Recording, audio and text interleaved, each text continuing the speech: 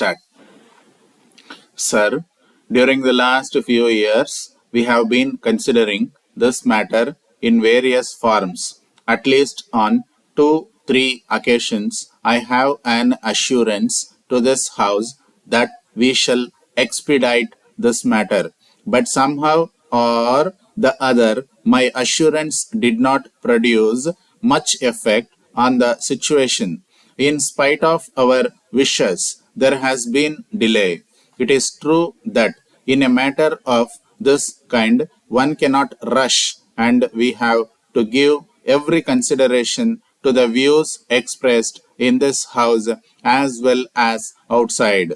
However, it is a fact that there has been considerable delay. Therefore, it is a matter of great satisfaction to me that we are at last dealing with these problems in the shape of this bill. We are going through a process of economic change. There is another aspect which is equally important, and that is social change. I do not think it is possible for you to think in terms of political change, ignoring economic and social change. Most people accept that economic change is as necessary as political change, but some people think that social change is something entirely different from political and economic matters, and that social life can be kept a closed corner. I submit that this is not the right outlook because life is an integrated whole. If the political context changes and the economic outlook varies, it follows that the social context also changes. Therefore, a true revolution in a country must take into account all the three aspects together. So far as this particular bill is concerned, as the House knows, it is a good measure. I is not forced on any individual. It is essential to have measures of this kind which will lead to other measures. I do not propose to say anything about the clauses of the bill. The more a society grows, the more modern it should be. That is a test of society's growth.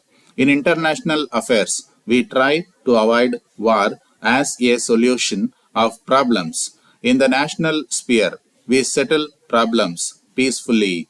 In the same way, cultured society avoids the interference of the police. It is a sign of culture of a society or nation to do away with the use of violence. Our laws and customs fall heavily on the ladies. That is why we are introducing this and other pieces of legislation.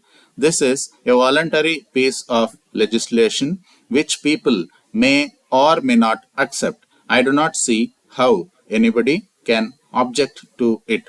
I am afraid many of our people have not got over the ancient ideas. Therefore, I beg the House to take a larger view. Honorable members are aware that customs have grown up under which different standards of morality are applied to men and women. You will find women standing up for this right, though some men may challenge it because men happen to be in a superior position. I hope they will not continue in that very position for all time to come. Therefore, the approach in this bill is to bring about a certain measure of equality between them. It is true that this cannot be done by law only. It is a question of custom, education, and basically of the economic position of the individual. So far as I am concerned, I do not propose to say anything about women in other countries. I am not competent to judge the social conditions of other countries, though I may have traveled abroad. But I can say with considerable confidence that I am proud of Indian women. I have every hope that this House will finalize this bill in the course of the next few days. It represents not merely what is incorporated in it, but something more. I think it is highly important in the context of our national development. We talk about our 5 year plans, about economic progress, industrialization, political freedom, and all that.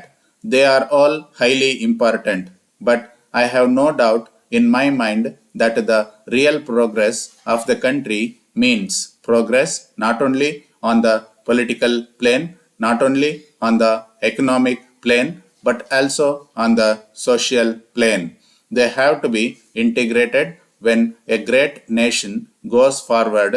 I welcome this particular measure because I think it is of the highest importance that we should take up the social challenge. On a previous occasion, I ventured to say something about this bill. I am aware that I am speaking before experts, but I venture to express my conception of Hindu law. Hindu society is so wide, so broad based, and so varied that you can say something about Hindu law either historically or as it exists today. There is variety all over. The essential quality of Hindu law was this ability to change. It allowed changes to take place. I think that it would be desirable to make alterations here and there and not in regard to any matters which would affect all of us. Dear friend, I am really happy to hear from a reliable source that in the new ministry about to be formed, you have been offered a place, and I entertain no doubt as to your ability to hold the highest office with distinction. However, my sincere friendship promoted me to write to you a few words by way of advice, which I hope you will cherish with the same warmth and sincerity with which they are made.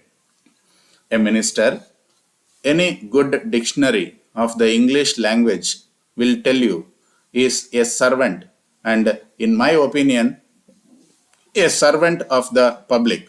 As such, his first duty must be to understand fully the needs of the public, who are his real masters, and so can ultimately either keep him in office or get rid of him. He must seek their welfare and do his very best for them.